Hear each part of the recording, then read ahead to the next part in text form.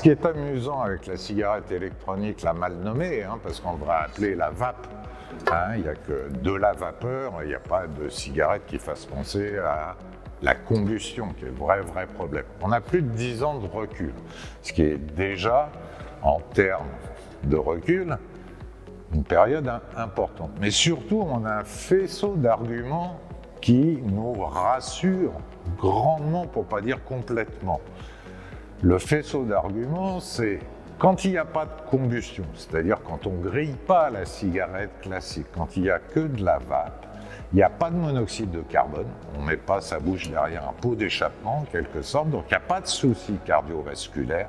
Les articles qui ont dit qu'il y avait des problèmes cardiovasculaires avec la vape ont dû se rétracter tellement ils étaient faussés, même en international.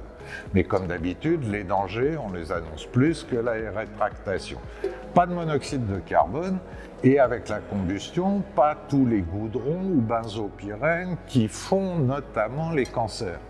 On élimine de ce fait les problèmes cardiovasculaires et les problèmes cancérigènes avec la mal nommée cigarette électronique, c'est-à-dire la vape, mais c'est immense. Et le French bashing, voire un peu Europe bashing, puisque l'Angleterre est sortie et elle soutient la vape plein fou, en France est étonnant et navrant pour nous, parce qu'on a 2 millions de fumeurs qu'on laisse en non-assistance à fumeurs en danger en leur disant du mal de la vape, alors que très clairement, c'est le meilleur moyen, à l'heure actuelle, prouvé de sortie, de sevrage du tabagisme.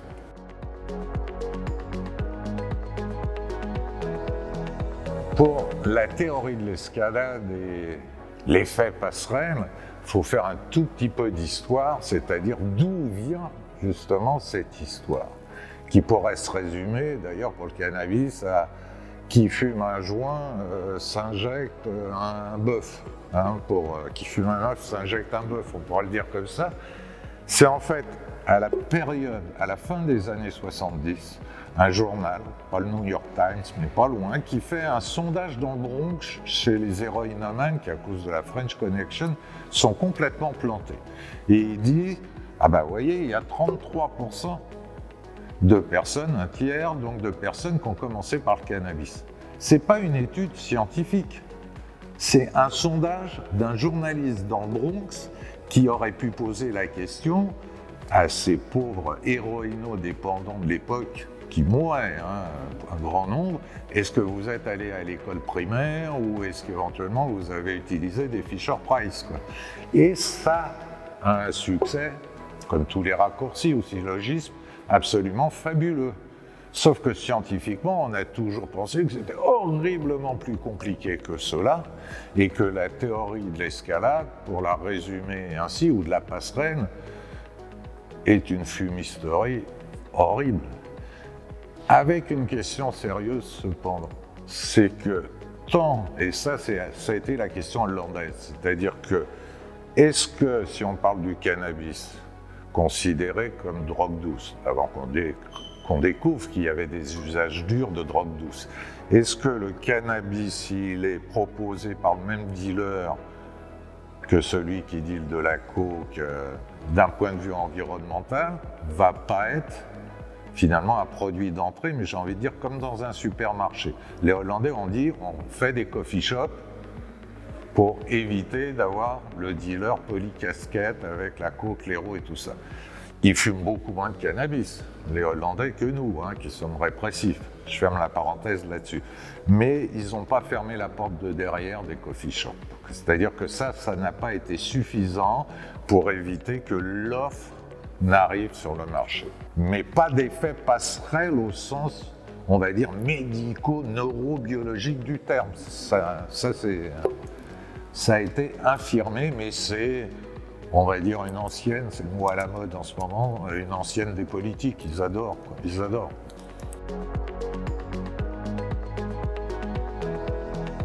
Sur les salles de consommation à moindre risque, qui sont appelées plus globalement salles de shoot, alors certains s'en insurgent, c'est honteux d'abord.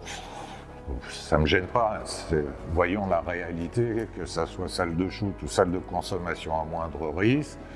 Le souci est celui de l'adéquation et de la méthode.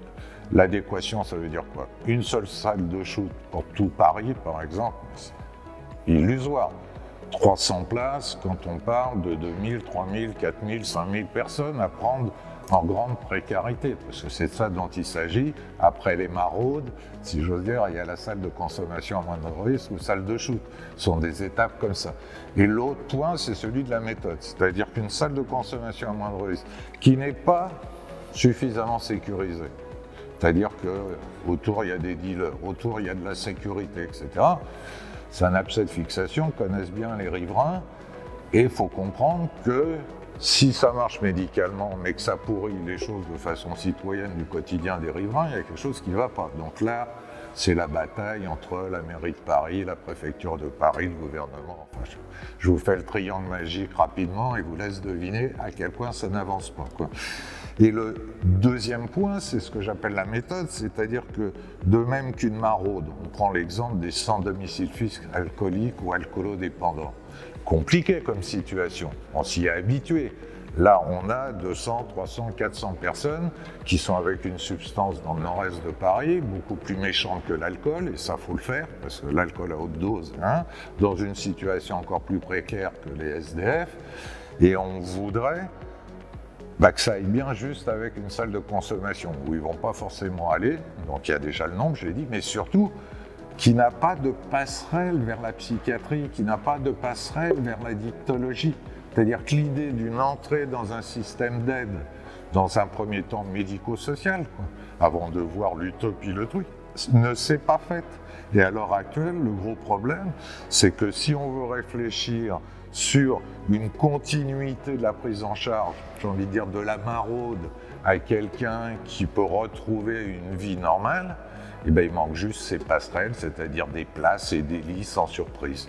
Tant qu'on n'aura pas considéré que l'addiction, je pourrais avoir le même langage pour les personnes en abus d'alcool, en détresse, des mômes qui s'isolent après trop de cannabis, etc.